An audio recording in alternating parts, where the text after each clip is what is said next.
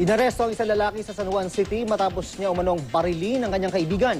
Ang sospek kinailangan pang i-tear gas para mapalabas ng kanyang bahay. Ang mainit na balita din ni Victoria Tulad.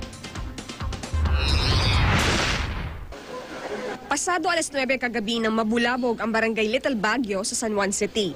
Isang lalaki raw kasi ang nabaril sa loob ng bahay na ito sa Biak na Bato Corner, Baraswain Street.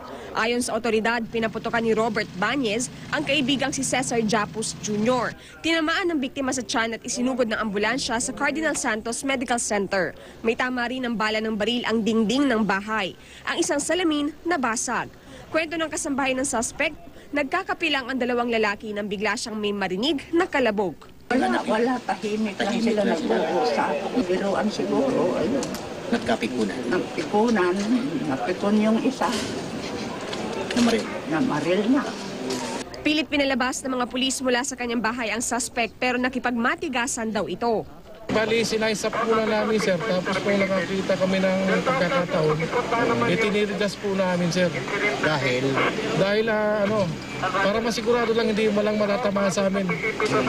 Bali, sir, muntik naman may mamatay sa amin eh. Nakaumang na po yung baril sa amin. Agad naman daw nadakip si Bañez nang lumabas siya ng bahay. Dinala rin siya sa ospital dahil sa epekto ng tear gas. Yung suspects at victim na sa ospital na stable naman parehas. Siguro pagka-conscious na sila, doon namin malalaman kung anong talaga nangyari.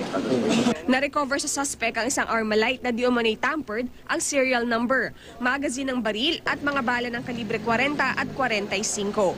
Nahaharap sa kasong frustrated homicide at illegal possession of firearms si Bañez.